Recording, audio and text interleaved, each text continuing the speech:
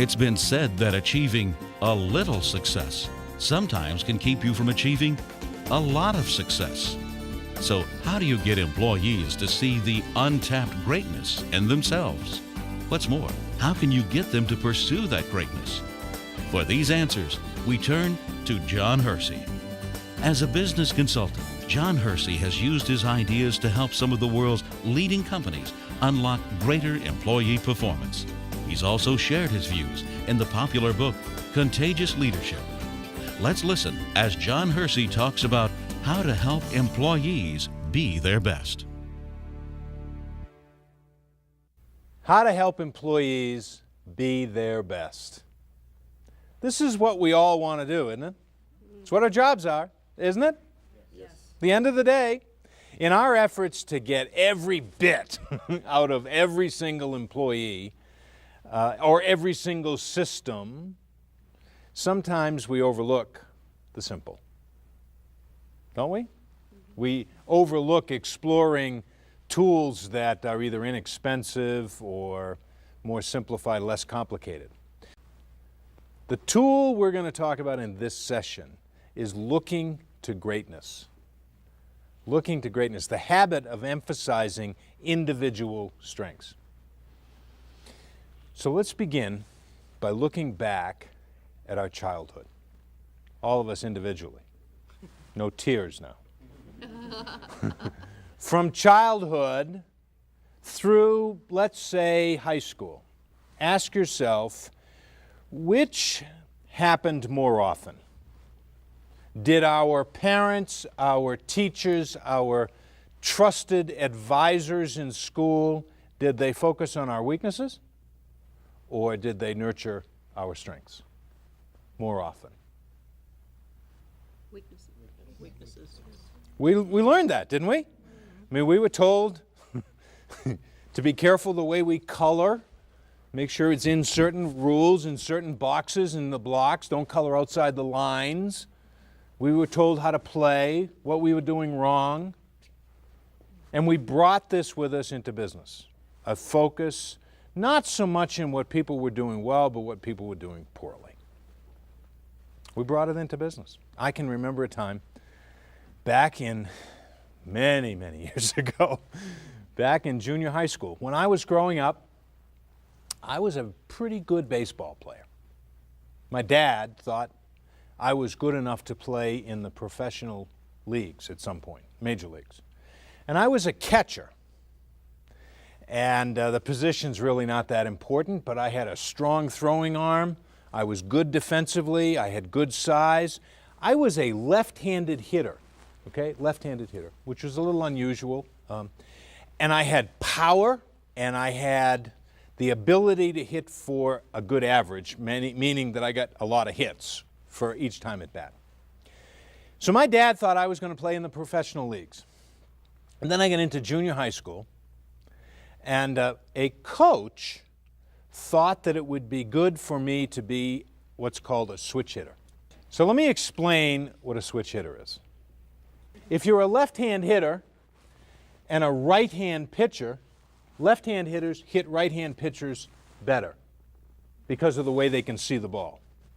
So when you're facing a left-hand pitcher, if you were a right-hand hitter, you'd statistically do better. So theoretically, if I could hit from either side of the plate, my average would be better. So was the theory of my junior high school coach. So for an entire season, beginning in the early spring, right straight through summer, we worked on my hitting as a right-hand hitter. What do you think happened? Messed up your left hand. It messed up my left side. You're absolutely right. Not only did I become just a sort of an average right-hand hitter, but my results as a left-hand hitter declined. You know, if we constantly focus on weaknesses, and that's what happened. We practiced my weaknesses. We practiced them every single day, and we began to forget about my strengths. And from childhood to date, we've learned to focus on people's weaknesses, to the point we've brought it into our business world. Let me introduce a couple of terms that we're going to be working with. Contagious leaders and contained leaders. Contagious leaders fundamentally believe that their number one job is to create a culture that's rich with talent of people who just perform to their full potential, and they're excited about doing so. Contained leaders, on the other hand, are very much about themselves, their own performance, and results, and they're not interested in creating that culture.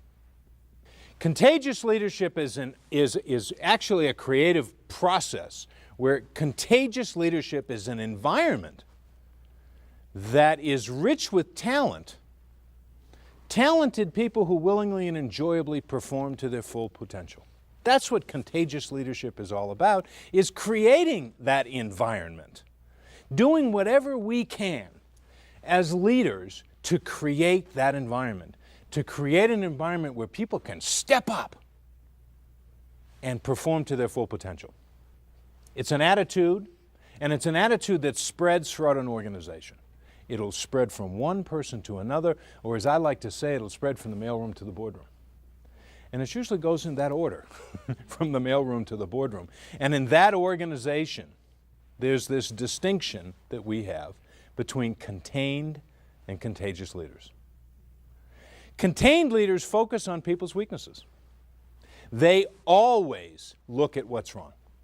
That's the place where they begin, is what didn't happen the way I wanted it to happen? What went wrong? What mistakes happened? They concentrate on mistakes. They tell us what we did wrong, but rarely ever tell us what we did correctly. They don't pat people on the back. Oftentimes you'll hear a contained leader say, but what do we pay people to do? We pay them to do it correctly. Contagious leaders see the world differently. And believe me, contagious leadership is something you can train yourself to do. Contagious leaders, many that we work with, have taught themselves to focus on people's strengths. They're well aware, contagious leaders know, probably better than the contained leader. They know what the weaknesses are. They're aware of it. It's their job to be aware of it. But they focus on people's strengths. They know what you are best at. Okay? And where do you perform the best? Do you perform the best in an activity that you know you're great at, or in an activity that you feel uncomfortable doing and you feel like you're not quite prepared for? I'll tell you another story, personal story. Years ago, I was in the advertising business. And I had some great success in being able to work on accounts where there was a relationship problem. Well, we had a very large and important account that had a problem. So the president of the agency asked me to come in and work on that client. The president of the agency made two fatal mistakes. First of all, he did not fully understand the problem.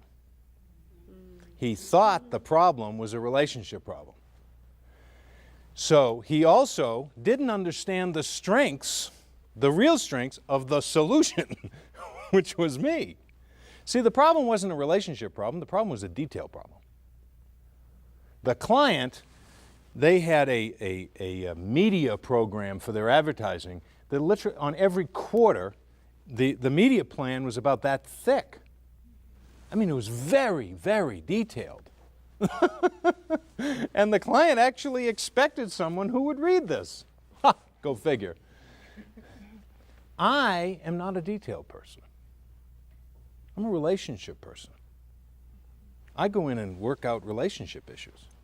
The client expected me to know what was on page 247 of that media plan. They didn't get it. So a detail problem became a relationship problem.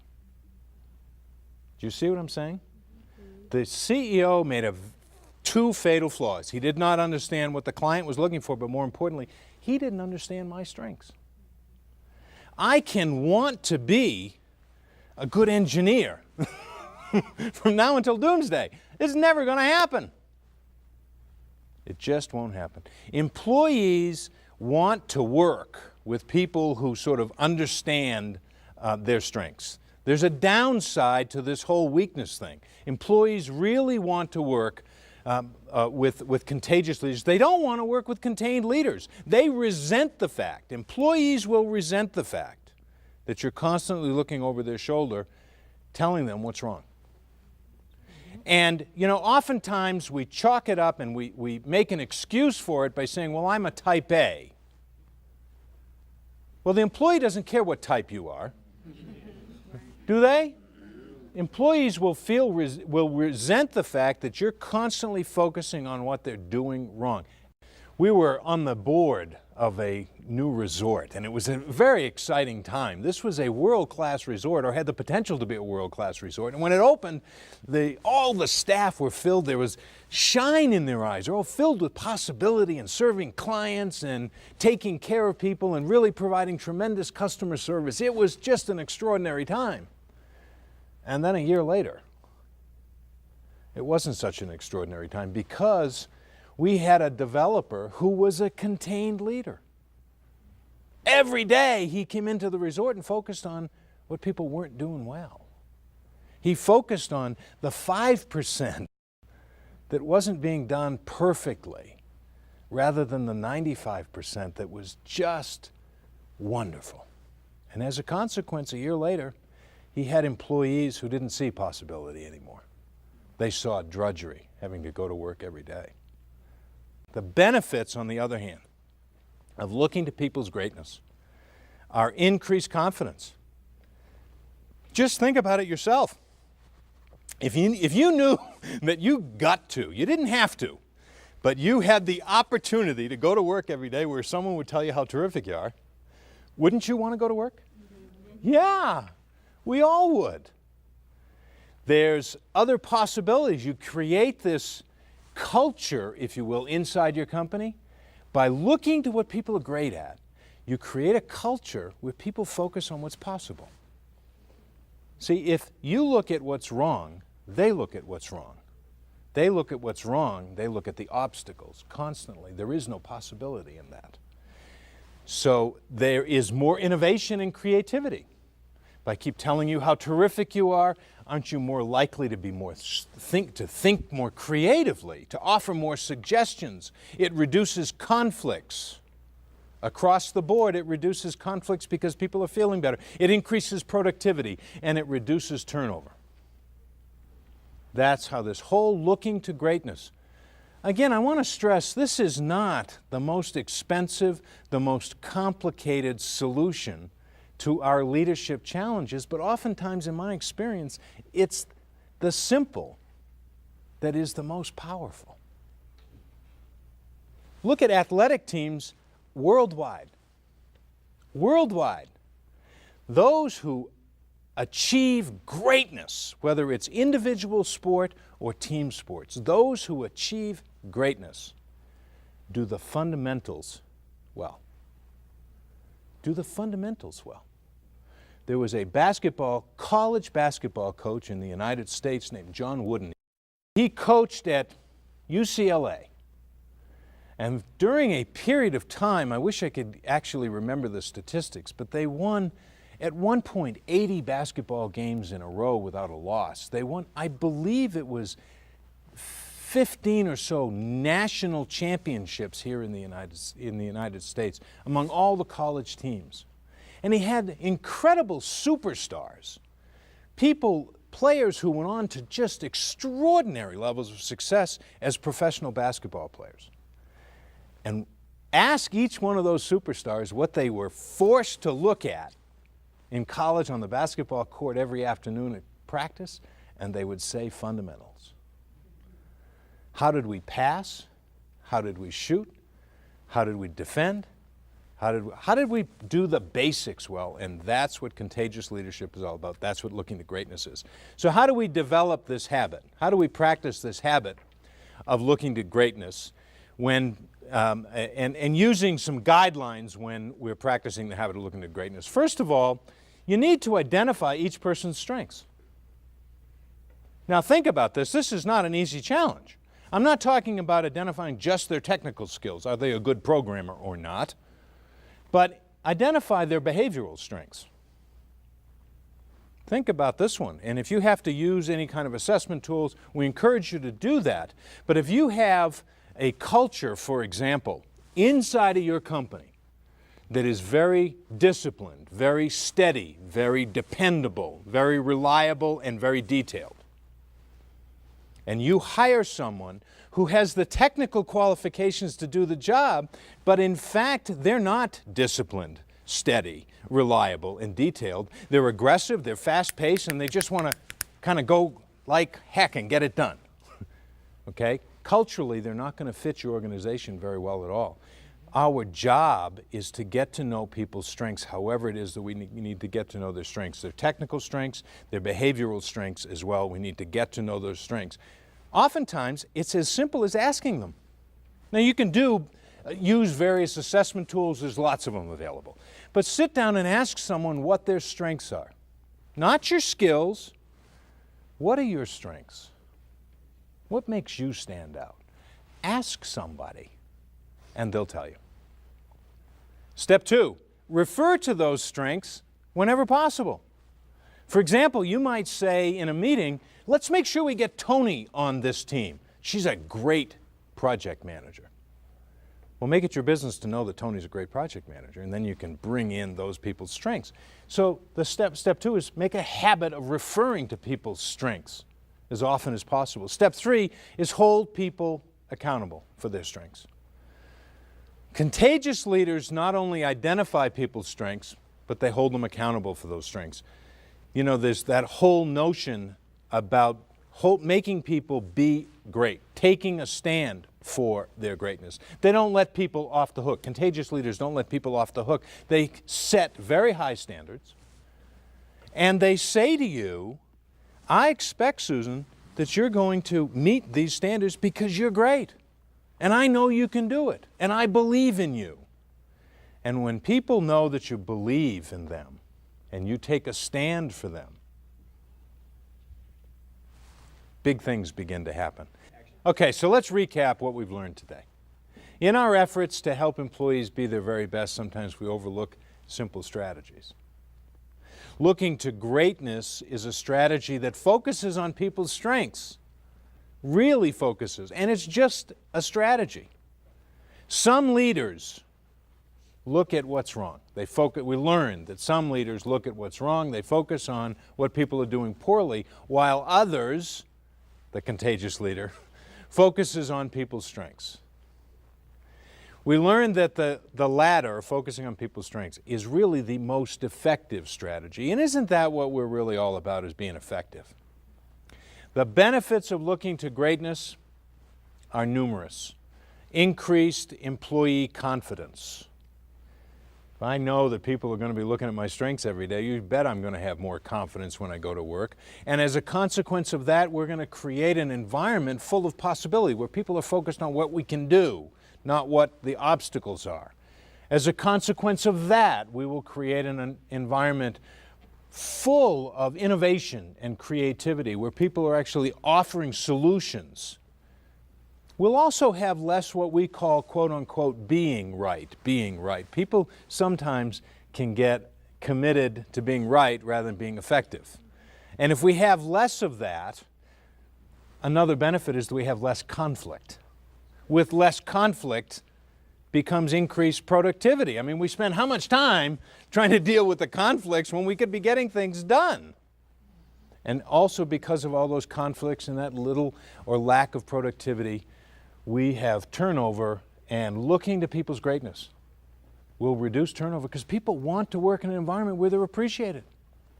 There are 3 steps we learned to practice this strategy of looking to greatness. The first step is make sure we know what people's strengths are. Take it upon ourselves to be responsible for really getting to know our people well, whether that's through assessment tools, through observation, or simply by asking them what we think they're great at. They'll tell us if we just ask them what we think they're great at. The second thing we want to do is refer to those strengths as often as we possibly can. We can't tell people how terrific they are enough. And finally, hold them accountable. If I'm going to tell you, or if you're going to tell me how terrific I can be, then hold me to that standard. If we can hold people to this standard, this is a very simple strategy. but the power in it will go beyond your understanding. You look to people's greatness. Take this back and every day focus your attention on looking to people's greatness. Know their strengths, refer to it, hold them accountable to it. Your performance as a department, as a company, your productivity, your results will skyrocket, and your people will be the best that they can be.